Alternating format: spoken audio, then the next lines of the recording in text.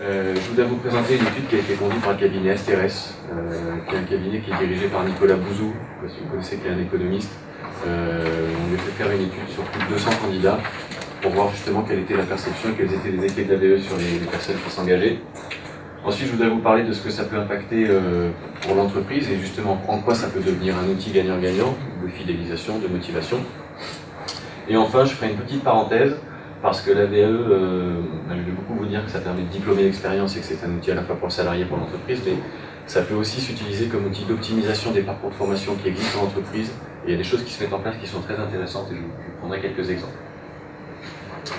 Alors, en quelques mots, donc la VE, ça date de 2002. C'est une loi qui s'est appelée la loi de modernisation sociale.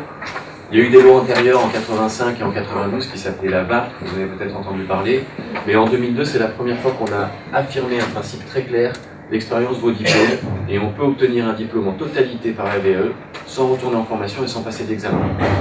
Quelle que soit la marche d'où je vienne et où je veux aller. C'est-à-dire que je peux, en VAE, alors juridiquement sur le papier, dans les faits c'est possible, mais le terrain a parfois construit ce chemin autrement, mais je peux tout à fait avoir arrêté l'école en 3e et présenter un bac plus 5 en VAE et l'obtenir en 6 mois sans quitter mon poste de travail et en travaillant le soir à mon dossier.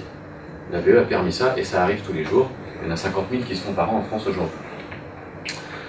La grande volonté du législateur, ça a été de dire l'expérience vaut le diplôme. Donc le diplôme que l'on obtient est le même que celui que les étudiants ont obtenu.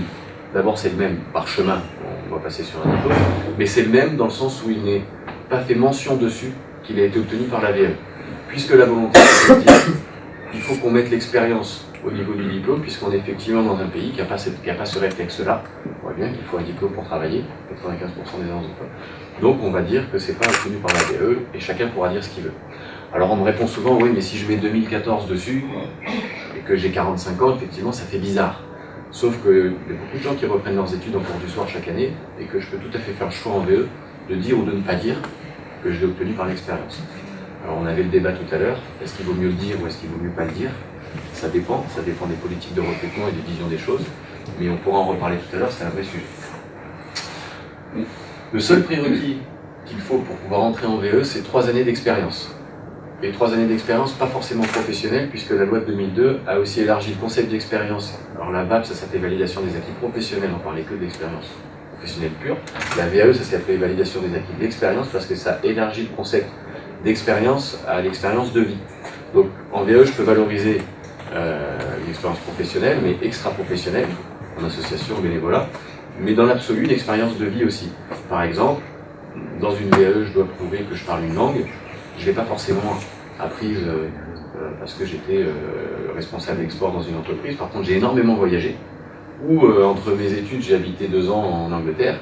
C'est une expérience de vie qui peut être mise en valeur dans un dossier VAE pour montrer une forme d'apprentissage personnel.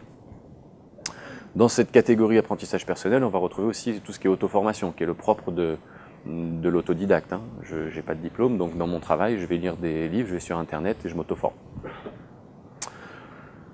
Voilà, hormis cette condition-là, il n'y a aucune autre condition pour entrer en VAE, aucune limite d'âge, aucune condition de nationalité, rien du tout. Il faut juste prouver qu'on a 3 ans d'expérience.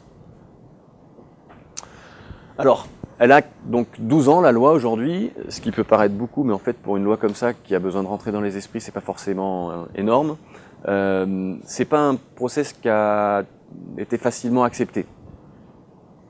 D'abord, au niveau organisationnel, on a confié la délivrance des diplômes par la VAE à ceux qui délivrent les diplômes aux étudiants, hein, donc aux académies, aux universités, aux écoles. On leur a demandé un petit peu du jour au lendemain de changer complètement de paradigme et de se dire, tiens, si vous faites cours le mardi matin, le mardi après-midi, vous allez avoir un jury de VAE.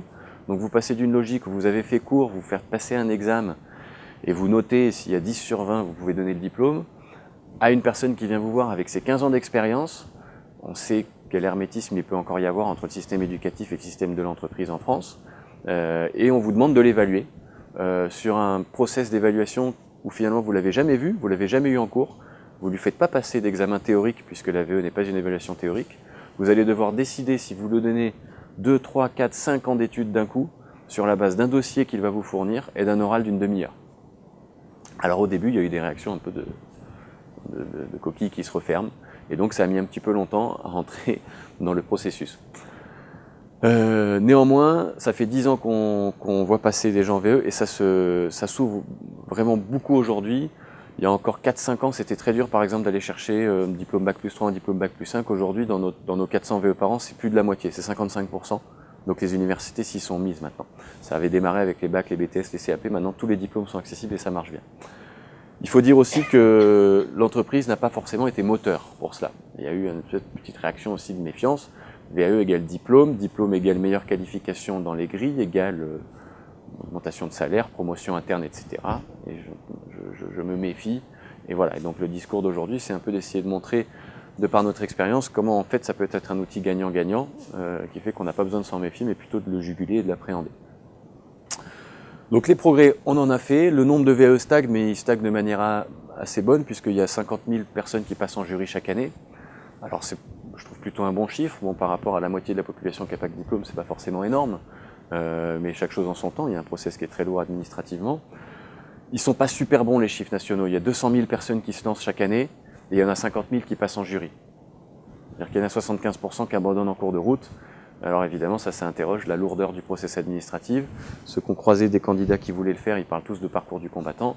D'où l'émergence de sociétés qui se sont mis à accompagner et qu'on parle beaucoup d'accompagnement VAE aujourd'hui. Voilà. Sur les 50 000 qui se présentent, il y en a 54% qui obtiennent leur diplôme. Ce qui n'est pas très bon non plus. Hein. Si j'ai été bien orienté, si j'ai une carrière, je devrais a priori pouvoir obtenir mon diplôme. Alors pourquoi? Parce que d'abord, vous vous souvenez, il y a 15 000 diplômes. Quand j'ai travaillé 15 ans, 20 ans, quel est le bon? Quelle est la différence entre un BTS de négociation commerciale et un BTS de management des unités commerciales? Où est-ce que je me situe? Ou la licence commerce, etc. Quand il y a 15 000 diplômes et on sait qu'on a un gros problème de profusion des diplômes qui sont délivrés par 13 ministères différents, il y a un gros problème d'orientation au début qui peut être un des bons facteurs d'abandon. Et puis après, il y a une démarche qui est extrêmement lourde administrativement et pour lequel si on n'est pas accompagné, pas que pédagogiquement, mais soutenu dans une espèce de projet, on va pouvoir passer les méandres administratifs, on se décourage et il y en a 75% qui tombent en route. J'ai dit qu'il y en avait 54% qui réussissaient, donc ça veut dire qu'il y en a 46% qui ne réussissent pas. Ces gens-là, ils ont ce qu'on appelle une validation partielle, c'est-à-dire un morceau de diplôme, qui sert strictement à rien. 99% d'un diplôme, c'est pas un diplôme, donc ça sert à rien. Et il y a peu de solutions pour ces gens-là. Ils ressortent de jury avec un morceau de diplôme, et il n'y a pas encore beaucoup de mise en œuvre pour que ces gens-là puissent aller, par un complément de formation ou par d'autres mécanismes, aller chercher la totalité du diplôme. Sur l'accompagnement, on a une très mauvaise visibilité, d'abord sur son financement, sur où il commence, où il finit, et sur quels sont les acteurs, puisque tout le monde accompagne aujourd'hui. Les certificateurs eux-mêmes, les universités, les académies, accompagnent dans une logique où ils sont un petit peu parfois jugés partis. Il y a des gens sur le secteur privé comme nous qui s'y sont mis. Parfois, on voit des financeurs paritaires proposer des services d'accompagnement. Donc, de la même manière, la visibilité pour les candidats pour avoir un accompagnement clair est parfois un petit peu dure, et c'est pour ça qu'il y a encore peu de résultats. Quand vous parlez d'accompagnement, ça vaut pour le corps professoral. Hein. C'est-à-dire on aussi besoin d'être accompagné. Alors c'est un vrai sujet, ça. Un clivage. Mais c'est un vrai sujet. Alors, formé même, on peut dire, complètement. C'est une... c'est plus sympa, ouais. Et effectivement. Effectivement. Mais... Ah bah là, de toute façon, dès que vous en parlez, vous heurtez les sensibilités, puisque ça pose la question de ce que je disais tout à l'heure. Le point positif quand même, c'est que bon, il y a quand même maintenant 50 000 VE qui se font chaque année, et nous on a vraiment été spectateurs de ça. C'est que effectivement, pour avoir vu des jurys qui étaient dans une méfiance extrême au démarrage d'accueillir des adultes dans leur jury, on s'apercevait qu'au bout de 3 ou 4 VE, il y avait l'effet contraire, avec une vraie prise de conscience qu'il y a une compétence sur le terrain. Ce qui était de bonne foi, ils pensaient que la compétence était dans leur théorie, mais à force de voir 3-4 personnes de 40-50 ans venir avec 20 ans d'expérience, ils s'ouvraient à la VE. Donc la VE fait du bien au système éducatif et à son rapprochement nécessaire avec la réalité de l'entreprise. Mais comme vous le dites, et c'est ce qu'on prône un petit peu nous, on dit que les certificateurs ne devraient pas accompagner, leur métier c'est de certifier les compétences, pas d'accompagner des candidats, ce qui est un autre métier. Par contre, il y a un gros besoin de sensibiliser, de former les jurys à ce qu'est l'évaluation d'une expérience et pas d'une théorie en fait. Oui, beaucoup. On n'y est pas encore, mais oui, énormément. Aujourd'hui, on peut complètement affirmer que l'ensemble des diplômes sont accessibles par la VAE. Alors si vous faites une licence RH, il faut peut-être aller la chercher à la fac qui est à 300 km de chez vous plutôt que celle qui est en bas de chez vous, parce que c'est là que vous allez tomber sur le jury ou des profs se sont plus ouverts à la VE et c'est la forme de conseil qu'on peut être amené à donner. Et donc, quand il y a 15 000 diplômes avec peut-être 500 ou 1000 structures différentes qui les délivrent, il n'y a pas d'égalité de pratique, ça c'est très clair.